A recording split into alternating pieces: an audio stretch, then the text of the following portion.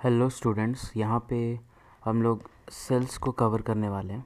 ठीक है, कैसे डिस्चार्जिंग और चार्जिंग में वो वर्क करता है।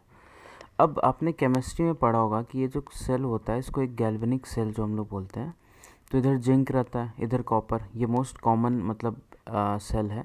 तो इस जिंक से क्या होता है कि Zn जो इलेक्ट्रॉन होता है ना वो कॉपर की तरफ मूव करता है, इधर की तरफ, और ये Zn2+ बन के नीचे इलेक्ट्रोलाइट इधर मतलब ZnSO4 की तरफ मूव करता है। तो जैसे ही इलेक्ट्रॉन इधर की तरफ मूव कर रहा है ना, तो इसके पास एक्स्ट्रा इलेक्ट्रॉन आ रहा है, दो इलेक्ट्रॉन। तो इधर भी Cu2+ प्रेजेंट है। ठीक है, इधर Cu2SO4 का सोल्यूशन है, इधर ZnSO4 का। तो CuSO4 में Cu2+ होगा और उधर से दो इलेक्ट्रॉन आया, तो ये दो इलेक्ट्रॉन और ये Cu2+ मिल जा रहा है क्योंकि इसके पास इलेक्ट्रॉन का कमी है, उधर से इलेक्ट्रॉन आया। तो ये Cu2+ जाके इधर एक्यूमुलेट होने लग जा रहा है इधर ऐसा करके। तो धीरे धीरे इधर का रॉड जो है ना वो चौड़ा होने लग जा रहा है, इस तरीके का ऐसा करके रॉड बन रहा है। और इसका Zn2+ तो नीचे सोल्यूशन में जाते जा रहा है, तो ये धीरे धीरे पतला होने लग जा रहा है। तो ये पतला होते होते ना बिल्कुल ही ऐसा करके बहुत ही थिन हो जाएगा, जब इसका वर्क मतलब पॉसिबल नहीं होगा, और ये बिल्कुल ही थिक हो जाएगा। ठीक है, तो उसके बाद इसका वर्क पॉसिबल नहीं, सारा का सारा Zn जो है वो इस मीडियम में चला गया। तो इसके बाद हम लोग इसको चार्ज करते हैं, और जब चार्ज करते हैं ना तो इसका दोनों इलेक्ट्रॉन ये वापस इधर से आता है। तो फिर Cu2+ इधर नीचे सोल्यूशन में जाएगा और दो इलेक्ट्रॉन जो वापस आएगा, तो जब वापस आएगा तो फिर Zn2+ उसको लेके इस रॉड को फिर धीरे धीरे थिक करने लगता है। ठीक है, तो ये चार्जिंग और डिस्चार्जिंग में ये अंदर का जो चीज़ है। अब हम लोग बोलते हैं EMF, इलेक्ट्रोमोटिव फोर्स। ये क्या होता है? E0 of anode minus E0 of cathode. ठीक है, ये केमिस्ट्री में आएगा, उसका अभी कोई ज़रूरत नहीं है। तो हम लोग जो EMF बोलते हैं ना, EMF होता है कि उस बैटरी का एक्चुअल जो ताकत है, जो पोटेंशियल वो प्रोवाइड कर सकता है, वो होता है EMF। लेकिन हम लोग को जो मिलता है वो पोटेंशियल डिफरेंस, उसको हम लोग बोलते हैं टर्मिनल पोटेंशियल डिफरेंस। क्यों? क्योंकि उस बैटरी का कुछ इंटरनल रेजिस्टेंस भी तो है। तो हम लोग यहाँ पे जैसे मान लो ऐसा करके ये ई लिए, ये EMF है, और इधर ऐसा इंटरनल रेजिस्टेंस हो गया, और ये बैटरी हो गया। ठीक है, ये इंटरनल रेजिस्टेंस मतलब क्या? बैटरी का है कि ये इलेक्ट्रॉन जो मूव कर रहा है, तो अंदर में भी तो यार बहुत सारे मॉलिक्यूल्स हैं, तो वो भी तो रेजिस्ट कर रहे हैं ना। तो रेजिस्टेंस तो खैर होगा ही हर जगह। तो बैटरी का जो रेजिस्टेंस है वो अपना है r, और ये EMF है जो एनोड और कैथोड के सब्ट्रैक्शन से निकलता है। और हम लोग को जो मिल रहा है टर्मिनल, जैसे मान लो इस बैटरी को हम कहीं पे भी कनेक्ट किए, किसी रिमोट में कनेक्ट किए, किसी वॉच में कनेक्ट किए, कहीं पे भी अगर कनेक्ट करें, तो मेरे को जो पोटेंशियल डिफरेंस मिल रहा है ना वो इस A और B पॉइंट के बीच का मिल रहा है। ठीक है, इसलिए हम उसको नाम दे रहे हैं टर्मिनल पोटेंशियल डिफरेंस। एक्चुअल में बैटरी जो प्रोवाइड कर रहा है वो EMF है, और कुछ पार्ट इसका इंटरनल रेजिस्टेंस ही खा जा रहा है। ठीक है, तो ये चीज़ अपना क्लियर हुआ। अब देखो, जब डिस्चार्जिंग होता है ना, अब ये बैटरी डिस्चार्जिंग मतलब क्या कि बैटरी जो है अपना पोटेंशियल हमको देगा, तो बैटरी जो होगा वो करंट फ्लो करवाएगा। तो बैटरी से इस बार करंट निकलेगा, तो करंट कुछ ऐसा जाएगा। तो ये चीज़ ध्यान रखना कि बैटरी के अंदर से ऐसा करंट होके और इसके पॉजिटिव की तरफ से बाहर आ रहा होगा। ओके, अब इसमें एक बार अगर मैं प्लस माइनस दूँ, तो मेरे को पता है कैसे रेजिस्टेंस में ये प्लस हो जाएगा, ये माइनस और ये प्लस। अब VA से VB की तरफ मूव करो, तो VA माइनस EMF और फिर प्लस करंट मान लो I जा रहा है, तो ये हो जाएगा plus I into R equals to, हम VB पे पहुंच गए, तो क्या हो जाएगा? VA minus VB is equals to E minus IR। ठीक है, तो EMF माइनस कुछ हो रहा है, मतलब EMF से कम आएगा कौन? ये VA माइनस VB। तो हम लोग लिखते हैं delta V less than E। Delta V क्या है? Delta V is terminal potential difference. तो टर्मिनल पोटेंशियल डिफरेंस किससे कम आ गया? तो EMF से वो कम आ गया है। ठीक है, और जब चार्जिंग होगा, चार्जिंग मतलब अब बैटरी वो एनर्जी खा रहा है, तो डिस्चार्जिंग में अगर इससे करंट निकल रहा है ना, तो चार्जिंग में करंट अंदर जाता है, इसके अंदर करंट, क्योंकि फ्लो ऑफ इलेक्ट्रॉन्स रिवर्स हो जाता है। जब ये डिस्चार्ज हो रहा था तो ये इलेक्ट्रॉन जो है वो जिंक से कॉपर की तरफ जा रहा था अपने आप, लेकिन जब हम चार्ज कर रहे थे तो इसका इलेक्ट्रॉन को हम इधर फ्लो करवा रहे हैं। ठीक है, तो डायरेक्शन करंट का तो चेंज होगा ही। तो क्या हो जाएगा यहाँ पे? जो करंट का डायरेक्शन हो जाएगा चार्जिंग के केस में, वो बैटरी के अंदर घुसना स्टार्ट हो जाएगा। ठीक है, अब एक बार प्लस माइनस रेजिस्टेंस में दे तो ये हो जाएगा प्लस, ये माइनस, ये अपना माइनस, ये प्लस। ठीक है, अब तुम एक काम करो, ए से बी की तरफ जाओ, तो V A minus E minus I into R, current को आई मान लो, इक्वल टू वी बी। तो यहाँ पे क्या आ जाएगा, V A minus V B is equals to E plus I R. अब मेरे को क्या पता चला कि चार्जिंग के केस में जो टर्मिनल पोटेंशियल डिफरेंस होता है वो ईएमएफ से ज़्यादा होता है। ठीक है, तो और डिस्चार्जिंग में टर्मिनल पोटेंशियल डिफरेंस मतलब यहाँ और यहाँ का पोटेंशियल डिफरेंस ईएमएफ से कम होता है। डिस्चार्ज जब वो होता है और चार्ज होता है तो वही टर्मिनल ज़्यादा होता है। ये दोनों चीज़ याद रखना है। क्वेश्चन आता है कि डेल्टा वी और ई कब बराबर होगा, मतलब इसका जो टर्मिनल पोटेंशियल डिफरेंस है वो बैटरी के ईएमएफ के बराबर कब होगा। तो दो केस है, एक तो करंट फ्लो ही ना करे, करंट अगर फ्लो नहीं करेगा तो ये आई इंटू आर जो खा रहा था वो नहीं खाएगा, तो ये जो ई है वही V A minus V B के बराबर होगा। ठीक है, और दूसरा केस क्या है कि इंटरनल रेजिस्टेंस ही ज़ीरो, ये दोनों में से कोई एक भी हम ज़ीरो कर दें तो V A minus V B E के बराबर होगा ना। तो आई ज़ीरो मतलब no current is flowing, R zero मतलब बिल्कुल वो फ्रेश बैटरी हो, नया बैटरी हो, तो उसका इंटरनल रेजिस्टेंस हम लोग ज़ीरो मानते हैं। तो यहाँ पे वही लिखा हुआ है कि ई और डेल्टा वी कब बराबर होता है, तो when no current is flowing और for a freshly prepared cell. तो ये एक इंपॉर्टेंट पॉइंट है जो कि बोर्ड्स में आता है 1-2 मार्क्स में आपको, तो इसको अलग से लिख लो। अब हम लोग इसी सेल का ना कॉम्बिनेशन का बात करते हैं। तो पहले हम लोग बात करते हैं सीरीज़ कॉम्बिनेशन। ठीक है, तो ये देखो अपना एक सेल हुआ, ये एक अपना सेल हुआ, ये सब सेल्स को ना अगर हम सीरीज़ में लगा दें, ठीक है, एक सेल है फिर एक और है फिर एक और, ऐसा करके खूब सारा सेल्स हम लगा दें और इसके साथ एक बाहर का बैटरी हम लगा दें। तो देखो हम कुछ भी नहीं किए हैं, ऐसा हम किए एन सेल्स लगा दी, सबका ईएमएफ ई है internal R, EMF E internal resistance R, और करंट ऐसा करके फ्लो करवा दिए। प्लस माइनस दे लो सब, लूप लो लगाओ, यहाँ से स्टार्ट करके तुम इधर घूमो ऐसा करके आओ, एन सेल्स है तो एक सेल का लिखना उसको एन टाइम्स कर देना तो पूरा क्रॉस हो जाएगा। ठीक है, इक्वल टू ज़ीरो यहीं पे आ जाएंगे, सॉल्व करो तुम्हारा आई ये आएगा। ठीक है, देखो ट्राई करो, एक सेल्स इसको पार करना तो जो भी लिखना पड़ेगा ना उसको एन से मल्टीप्लाई कर देना। ओके, ये वाला चीज़ देखो। ये एक और तरीका क्या है ना कि ये बैटरी जो है वो ई प्रोवाइड कर रहा है, ये बैटरी ई प्रोवाइड किया, ये बैटरी ई प्रोवाइड किया, तो सारा बैटरी मिल के अगर एन सेल्स है तो टोटल ईएमएफ कितना हो जाएगा, एन इंटू ई। और सारा का सारा रेजिस्टेंस किस में है, सीरीज़ में है, तो रेजिस्टेंस का इक्विवेलेंट क्या आ जाएगा, एन आर। तो इसका बैटरीज का रेजिस्टेंस हो गया सीरीज़ में, R plus R N times करेंगे तो एन आर। और वो सारा जो रेजिस्टेंस है वो बाहर वाले के साथ भी तो सीरीज़ में है, तो एन आर प्लस आर। तो ये तो हम लोग डायरेक्ट लिख सकते थे।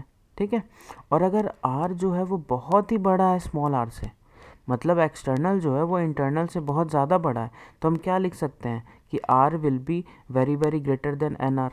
तो ये एन आर को हम लोग नेगलेक्ट कर सकते हैं, तो करंट आ जाएगा एन ई बाई आर। ठीक है, तो ये तो एक बेसिक चीज़ था, इसमें ज़्यादा कुछ वैसा नहीं है। अब एक टिपिकल चीज़ आता है कि अगर ये एन सेल्स, अभी हम एन सेल्स को सबको सेम पोलैरिटी से कनेक्ट किया है, ऐसा मतलब सब एक ही डायरेक्शन में कनेक्टेड है। अगर एम सेल्स को हम रिवर्स कर दें, मतलब इस एन में से अगर एम को हम उल्टा कर दें तब करंट कितना फ्लो करेगा, तो आपके दिमाग में आ रहा होगा एन माइनस एम इंटू ई हो जाएगा, क्योंकि एन सेल जो है वो एक तरफ हुआ और एम उसके अपोजिट, तो एन माइनस एम इंटू ई। लेकिन ये जो है ये गलत है, क्योंकि पता है अभी जो एन सेल्स एक तरफ है ना, अगर इसमें से एम अपोजिट हुआ तो इधर की तरफ तो एन माइनस एम बचा ना, और इधर की तरफ एम हो गया। ध्यान से देखो, लेफ्ट साइड का जो पोलैरिटी है वो एन माइनस एम बचा और राइट में एम हो गया। तो अब जो नेट निकालना हो, अब इसका डिफरेंस तो एन माइनस एम इंटू ई, ये लेफ्ट का पोलैरिटी, माइनस एम इंटू ई, ये आ जाएगा नेट, तो एन माइनस टू एम आ जाएगा। ठीक है, तो इसको ना मैं आपको एक सिंपल सा कॉन्सेप्ट से एक्सप्लेन करता हूँ कि एक ब्लॉक पे ना 5 फोर्स लग रहा है, पाँचों मान लो 2 न्यूटन का है। ठीक है, तो इसमें जो एफ नेट आएगा वो कितना आएगा, 10 न्यूटन। अब एक फोर्स को रिवर्स कर देते हैं तो इसमें 4 बचा। ठीक है, तो कॉन्सेप्ट देखो, इसका एफ नेट कितना आ जाएगा, तो 8 एक तरफ लग रहा है और इधर 2 लगा तो 6 आ जा रहा है। वही कॉन्सेप्ट मैं बता रहा हूँ कि शुरू में 10 था, अब एक जो है वो हट के इधर लगेगा, तो आपको ऐसा लगेगा 10 - 2 तो ये 8 होना चाहिए, तो ये गलत है। वो 10 तो अब बचा ही नहीं ना, वो कितना हो गया, इसको अगर हटा देंगे तो बचा 8, और ऊपर से अब 8 को जाके वो 8 को भी कम करना चाह रहा है उल्टा डायरेक्शन में, तो डबल का इफेक्ट आ जा रहा है। ठीक है, तो एक सेल को अगर हम रिवर्स कर देंगे ना इधर की तरफ, तो पहला तो ये अपने टीम में रहा नहीं, तो वहीं पे माइनस हो गया, और दूसरा कि ये अपोज करना स्टार्ट कर दिया, तो दोनों तरफ से हम लोग को क्या कर रहा है, लॉस दे रहा है। देयरफॉर इसका जो out of n cells if m are reverse ना, तो करंट जो आएगा वो n - 2m आएगा, इस चीज़ को ध्यान रखना है, इनटू ई। और रेजिस्टेंस तो खैर वही है, कैसा भी कनेक्ट कर दो तो वो आर ही प्रोवाइड करेगा, तो ये हो जाएगा एन आर प्लस आर। ठीक है, तो ये अपना करंट आ जाएगा। अब हम लोग को इस क्वेश्चन में क्या करना है कि करंट हमको निकालना है कि किस डायरेक्शन में जाएगा। तो सिंपल सा कॉन्सेप्ट लगाते हैं, क्या लगाते हैं कि देखो ये 12 वोल्ट इधर करंट फ्लो करवाना चाह रहा है, ये 10 वोल्ट इधर करवाना चाह रहा है, ये इधर, और ये 8 इधर। अब देखो कौन कौन एक साथ है, ये 12 जो है ये क्लॉकवाइज, 8 जो है ये क्लॉकवाइज, ये 10 जो है एंटी क्लॉकवाइज, ये 20 जो है एंटी क्लॉकवाइज। तो किसका टीम जीतेगा, ये दोनों सेल्स का टीम जीत जाएगा। तो ये दोनों मिलके इधर की तरफ कितना करवाना चाह रहा है, 30, और ये दोनों मिलके इधर की तरफ इनका जो बैटरी है वो है 20। तो सिंपल सा कॉन्सेप्ट लगाते हैं कि ई नेट हम लोग निकाल लेंगे। तो ई नेट अगर हम निकालें ना इस केस में, अगर ईएमएफ नेट अगर मैं निकालूं, तो ये लोग मिलके 30 माइनस ये लोग मिलके कितना हो जाएगा, 20। ठीक है, ये 20 प्लस 10 मिलके इधर से हो जाएगा 30, और 12 प्लस 8 मिलके इधर से हो जाएगा 20। तो माइनस कर दो, तो ई नेट इस सेल इस मतलब सर्किट में जो नेट पोटेंशियल डिफरेंस लगेगा वो 10 वोल्ट का लगेगा। ठीक है, भले 4 सेल है लेकिन नेट कितने का आ रहा है कि अगर सबको हटा के हम 10 वोल्ट भी लगा देना तो वो जो काम करेगा वो सेम करेगा। अब रेजिस्टेंस को कोई फ़र्क नहीं पड़ता है करंट इधर से जाए या इधर से, ये सारा जो है वो सबसे एक ही करंट जाएगा ना। ऐसा तो नहीं कि यहाँ से निकला 2 एम्पियर फिर यहाँ आके 1.5 हुआ फिर यहाँ के 3 हो गया, एक ही करंट जाएगा। एक ही करंट जाने का जो मतलब होता है वो क्या होता है कि सीरीज़, तो आर इक्वेलेंट इसका कितना आ जाएगा, सबको जोड़ दो, 2 + 1 + 3 + 4, तो ये आ जाएगा 10 ओम। तो करंट भी क्या आ जाएगा, 10/10, तो ये आ जाएगा 1 एम्पियर के बराबर। और किस डायरेक्शन में, तो जो ज़्यादा बैटरीज का डायरेक्शन था, तो ये हो जाएगा एंटी क्लॉकवाइज 1 एम्पियर। तो इसको हम लोग ऐसे सॉल्व कर सकते हैं, बहुत सारा सेल्स दिया हुआ है, सबका टीम बना लो कि कौन क्लॉकवाइज निकाल रहा है कौन एंटी क्लॉकवाइज, उसके बाद नेट कर लो, तो ई नेट निकाल लो। और रेजिस्टेंस में कुछ भी नहीं करना, रेजिस्टेंस को सबको ऐड कर देना, क्योंकि सेम करंट में वो सीरीज़ में आ जाएगा। ठीक है, अब पैरेलल कॉम्बिनेशन देखते हैं, ये ज़्यादा इंपॉर्टेंट है पैरेलल, क्योंकि सीरीज़ में तो नॉर्मल लूप लॉ से भी बन जाएगा। पता है इसमें ना ऐसा आई करंट तुम खुद से ऐसा फ्लो करवा लो ऐसा, और यहाँ से स्टार्ट करो, लूप लॉ सब में लगाओ ऐसा, तो प्लस माइनस करके वापस यहीं पे आओ, देखना करंट आ जाएगा। और ये तुम अभी करके देखो तो उससे लूप लॉ भी स्ट्रांग होगा। देखो तुम ना ऐसा करके करंट मान लो, तुमको दिख रहा है कि ये अपोजिट हम गलत डायरेक्शन मान रहे हैं, तो वो माइनस भी आंसर देगा तुमको। तुमको कुछ भी नहीं करना, तुमको बस इक्वेशन सही लिखना है, ऐसा आई करंट मान के रेजिस्टेंस में प्लस माइनस लिखो, यहाँ से स्टार्ट करो और आगे ऐसा बढ़ के वापस यहीं पे आके = 0 लिखो, देखना एक अननोन आई होगा, आई यहाँ से निकल जाएगा। पैरेलल कॉम्बिनेशन पढ़ने से पहले तुम इस क्वेश्चन को पहले लूप लॉ से कर लो, कॉन्फिडेंस आएगा, फिर आते हैं पैरेलल पे। अब देखो पैरेलल कॉम्बिनेशन ऑफ सेल्स में जो भी सेल्स है उनको ना हम क्या किए हैं, इस बार एक ही पॉइंट से स्टार्ट किए, एक ही पे ख़त्म किए। याद है पैरेलल क्या होता था, एक ही पॉइंट से स्टार्ट एक ही पॉइंट से ख़त्म, इनके बीच में खूब सारा सेल्स कनेक्टेड है। So what we can call that the cells are connected in parallel.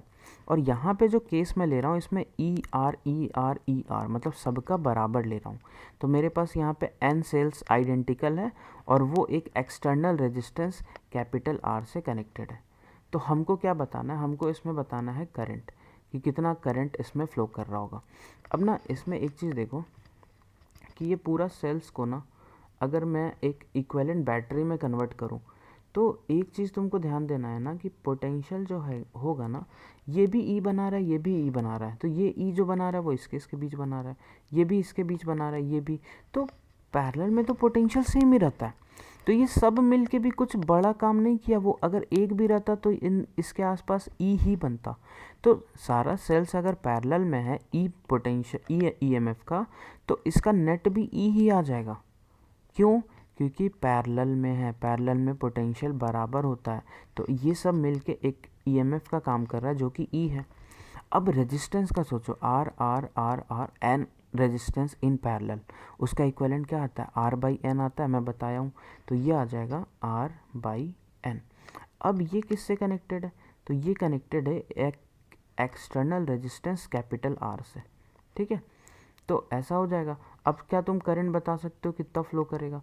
तो आई जो हो जाएगा, ईएमएफ है ई, और ये दोनों रेजिस्टेंस सीरीज में है, तो R plus R by N, ठीक है। तो ये अपना फ्लो कर जाएगा। तो आई होप ये चीज़ क्लियर है। तो वैसे ना ये आइडेंटिकल सेल्स का पैरेलल ना बहुत ही कम पूछा जाता है। जो अपने को आता है वो ये कि जो सेल्स है वो अगर पैरेलल में हो ना, अब E1 R1 E2 R2 मतलब EMF इंटरनल रेजिस्टेंस दोनों सब का अलग अलग अगर हो, तब कितना करंट फ्लो करेगा। तो ना इसका इक्विवेलेंट हम लोग एक बैटरी निकालते हैं। जैसे कैसे करेंगे? अगर मान लो ना यहाँ पे एक बैटरी दे दे और यहाँ पे खूब सारा रेजिस्टेंस दे दे, तो हम लोग क्या करते थे? पहले रेजिस्टेंस का एक इक्विवेलेंट निकालते थे, फिर इस बैटरी को बताते थे कि यार ये सब सर्किट मिल के ना जो नेट रेजिस्टेंस बना रहा है वो समथिंग एक्स ओम है।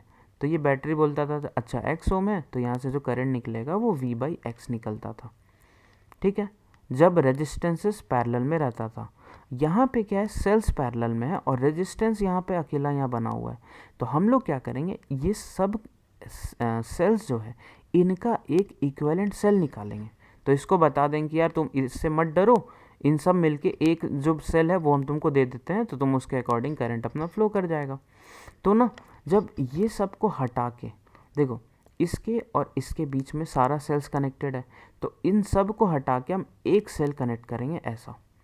अब पता होना चाहिए कि यार इसका ई इक्विवेलेंट और आर इक्विवेलेंट हम क्या लें। तो वो देखो कैसे लेंगे, ये ऐसा हो जाएगा। जैसे मान लो उन सबको मैं हटाता अगर, तो ये आता एक यहाँ पे बैटरी आता और एक यहाँ पे रेजिस्टेंस आता। ये इक्विवेलेंट सेल है, इन सब का इक्विवेलेंट ये है। अब ये इन दोनों पॉइंट के बीच में कनेक्टेड है, उसका तो काम ये कर ही दिया, और बाकी अपना ये ऐसा हो जाएगा, ठीक है। तो ये मैं क्या लिखूँगा ऐसा, और फिर इधर एक रेजिस्टेंस जो है कैपिटल आर अपना कनेक्टेड है इस तरीके का, ठीक है, ये आर। अब इसको मैं लिखता हूँ आर इक्विवेलेंट, इसको लिखता हूँ ई इक्विवेलेंट। अब जो फॉर्मूला है इसका वो थोड़ा सा गंदा है इन दोनों का, मतलब ई इक्विवेलेंट और आर इक्विवेलेंट का जो अपना फॉर्मूला है ना वो थोड़ा सा गंदा है। और वो फॉर्मूला जो, जैसे ई इक्विवेलेंट अगर मैं निकालूँ तो ये है sigma E by R divided by sigma 1 by R. मतलब सारे बैटरीज का EMF by resistance plus EMF by resistance plus dot dot dot EMF by resistance N cells अगर ये न्यूमरेटर हुआ है अभी इतना गंदा सा, फिर डिनोमिनेटर में 1 by R1 plus 1 by R2 plus dot dot dot 1 by RN। ये अपना इस बैटरी का ई इक्विवेलेंट आया। तो इसका कुछ आर इक्विवेलेंट भी होगा, तो इसका जो आर इक्विवेलेंट हो जाएगा वो सिंपल अपना हो जाएगा कि ऊपर में 1 कर दो, 1 by summation of 1 by R, तो ये ऊपर 1 हो गया, divided by 1 by R1 plus 1 by R2 plus 1 by R3 plus dot dot dot 1 by RN, ठीक है। तो ये दोनों यहाँ पे हम लोग फार्मूला से निकाल लेंगे, और इसको जो गंदा सा सर्किट गिवन है इसको एक बैटरी में कन्वर्ट कर लेंगे। क्या अब तुम करंट बता सकते हो कि यहाँ से कितना करंट फ्लो कर रहा होगा? तो बिल्कुल हम बता सकते हैं कि ये जो करंट होगा ना, ये जो आई है, ये ऊपर में इक्विवेलेंट ई इक्विवेलेंट लिख लेंगे, और ये दोनों रेजिस्टेंस जो आएगा ये दोनों सीरीज में हो जाएगा, तो E equivalent by R equivalent plus R, ठीक है। इस पे कुछ क्वेश्चंस पहले कर लेते हैं। मान लो ना ऐसा करके अगर बैटरी दे दे, तो इसका ई इक्विवेलेंट आर इक्विवेलेंट भी निकालना है, और ये करंट आई कितना फ्लो करेगा। अब इसमें क्या करते हैं ना, देखो ये बैटरी जो है अभी सबका सब पोलैरिटी लेफ्ट में है, मतलब सबका पॉजिटिव जो है इधर इधर इधर, और सबका निगेटिव राइट साइड में है। तो अपना इक्विवेलेंट जो आएगा वो भी इधर की तरफ रहेगा पोलैरिटी, और ये रेजिस्टेंस रहेगा। तो मैं पहले फॉर्मूला लगाता हूँ ई इक्विवेलेंट का, ठीक है, ई इक्वेलेंट इक्वल्स टू E1/R1, तो 10/1 plus 4/2 plus 6/2 divided by 1/1 plus 1/2 plus 1/2। ठीक है, तो ये जो है ये 2 है, ये 3 है, तो ऊपर में है 15 और नीचे में हाफ प्लस हाफ 1, 1 प्लस 1 2, तो ये है 7.5 वोल्ट का battery E equivalent. Are equivalent अगर मैं निकालूं तो ऊपर 1/1/1 प्लस 1/2 प्लस 1/2, तो ये आ जाएगा 1/2, दैट इज इक्वल्स टू 0.5 ओम। ठीक है, अब अगर मैं इस सर्किट को बनाऊँ ना, तो देखो इन दोनों पॉइंट्स के बीच में मैं एक बैटरी लगाऊंगा। अब वो बैटरी ऐसा अपना आएगा, एक अपना ईएमएफ और उसका एक इंटरनल रेजिस्टेंस। ठीक है, ये अपना इन तीनों को हटा के मैं ये लगा दूंगा, और नीचे में क्या कनेक्टेड है, एक 1 ओम का रेजिस्टेंस कनेक्टेड है, ये अपना 1 ओम। अच्छा, इसका आर इक्विवेलेंट जो आया वो यहाँ पे, तो आर इक्विवेलेंट कितने के बराबर आ गया, 0.5 ओम, और ई इक्विवेलेंट जो आया वो कितने के बराबर आ गया, तो वो आया 7.5 वोल्ट। अब तुम करंट क्या बता सकते हो, तो बिल्कुल कोई भी बता देगा कि ये जो करंट होगा वो 7.5, और दोनों रेजिस्टेंस जो है वो सीरीज़ में है, तो 1 प्लस 0.5, तो 7.5/1.5 तो आ जाएगा 5 एम्पियर। ठीक है, तो ये तो अपना बन गया। इस क्वेश्चन को करते हैं। इस क्वेश्चन में ध्यान से देखो कि यार एक सेल इधर पोलैरिटी का, एक है इधर का और एक है इधर का, तो ना अब जैसे वेक्टर में डायरेक्शन मानते हैं ना कि एक को डायरेक्शन को पॉजिटिव मान लेते हैं तो उसके रिवर्स वाले को हम लोग निगेटिव करते हैं, तो इसमें भी ना क्या करो, उसी कॉन्सेप्ट के अकॉर्डिंग एक डायरेक्शन मान लो, तो मैं इधर वाले को पॉजिटिव मान रहा हूँ। ठीक है, तो जो जो सेल का पोलैरिटी इधर होगा उसको मैं प्लस में पुट करूँगा, और जो उसके अपोजिट में है वो निगेटिव में हो जाएगा, तो ये 20 को प्लस में पुट करूँगा, 18 रिवर्स में है तो माइनस में, और ये 12 को मैं प्लस में पुट करूँगा। ठीक है, तो अब क्या करते हैं, ई इक्वेलेंट में निकालता हूँ। ई इक्वेलेंट तो 20/2 प्लस में था, 18 की जगह -18 लिखो क्योंकि रिवर्स है, तो E2/R2, 12 भी प्लस के डायरेक्शन में तो प्लस 12/3, और रेजिस्टेंस में प्लस माइनस नहीं करना है, वो तो उसको कोई मतलब नहीं कि करंट किधर से जा रहा है, वो तो अपना रेजिस्ट करेगा ही करेगा। ठीक है, तो ये जो अपना आ जाएगा, ये है 10, ये है 3 और ये है 4, तो ये 11 आ गया। ठीक है, ऊपर में आ गया 11, और नीचे में अगर सॉल्व करें तो ये 1 आ गया, तो ओवरऑल ये आया 11 वोल्ट। ठीक है, अब इसका मैं निकालता हूँ आर इक्वेलेंट। आर इक्वेलेंट में भी कोई प्लस माइनस नहीं लेना है, तो ये 1, मतलब सबको प्लस कर दो, रेजिस्टेंस में कोई साइन वाइन कुछ भी नहीं देखना है, तो इसको सॉल्व करेंगे तो ये आ जाएगा 1 ओम। अब जो बैटरी आएगा वो किधर की तरफ रहेगा, उसका पोलैरिटी, तो देखो हम लोग लेफ्ट को पॉजिटिव माने थे ना, और ई इक्वेलेंट पॉजिटिव आया, मतलब अपना जो बैटरी है बना हुआ वो इधर की तरफ पोलैरिटी होगा, तो इसको ड्रॉ कर लो कि अपना जो बैटरी आया उसका पोलैरिटी इधर आया, और ये अब उसका इंटरनल रेजिस्टेंस आ गया, और नीचे जो कनेक्टेड है वो कितना है, वो है 21 ओम। ये 21 ओम, ये अपना कितना है आर इक्वेलेंट 1 ओम, और ये कितना आया है 11 वोल्ट। तो क्या तुम करंट बता सकते हो, 11/22, तो ये आ जाएगा 0.5 एम्पियर। ठीक है, तो आई होप ये क्वेश्चन भी समझ आ गया होगा। अब इस क्वेश्चन को करते हैं, और तुम याद करो ये वही क्वेश्चन है जिसको मैं बोला था 3 तरीके से बन सकता है। ये 6 ओम बस यहाँ पे रहता था और ये 3 ओम यहाँ पे रहता था ऐसा, तो एक बार मैं लूप लॉ लगा के किया था, एक बार मैं इसको 0 0 मान के यहाँ पे x निकाल के किया था, और तीसरा मेथड ये देखो, देखो ये जो सेल है और ये जो सेल है ये दोनों एक तरीके से पैरेलल ही तो है ना।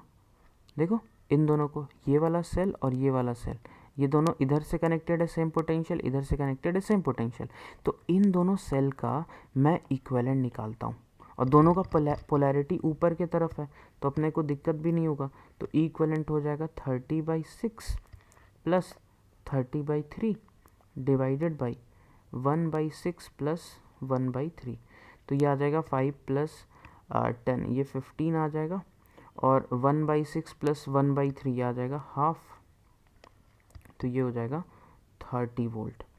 और आर इक्वेलेंट अगर मैं निकालूं तो ये हो जाएगा 1/6 प्लस 1/3, तो ये आ जाएगा 1/2, इसका मतलब ये आ जाएगा 2 ओम के बराबर। तो मैं क्या करूँगा कि अब इन दोनों को हटा के मैं एक बैटरी बनाऊँगा। तो एक बैटरी जो हम बनाएंगे उसका रेजिस्टेंस जो अपना आ जाएगा वो 2 ओम आ गया, और उसका जो ईएमएफ आ गया वो 30 वोल्ट आ गया, 30 वोल्ट और 2 ओम। और वो किससे कनेक्टेड है, तो वो इस बीडी वाले तार से कनेक्टेड है। तो बीडी वाले तार जो है वो अपना ये हो गया। अब इसमें बस लिख लो ये है 3 ओम, और बीडी से जो करंट निकालना था याद है, उसका आंसर क्या आया था, मेरे को तो आंसर याद है। ये जो आई होगा देख लो 30/5, 30 ये दोनों सीरीज़ में, तो 2 + 3, तो 30/5 ये आ जाएगा 6 एम्पियर।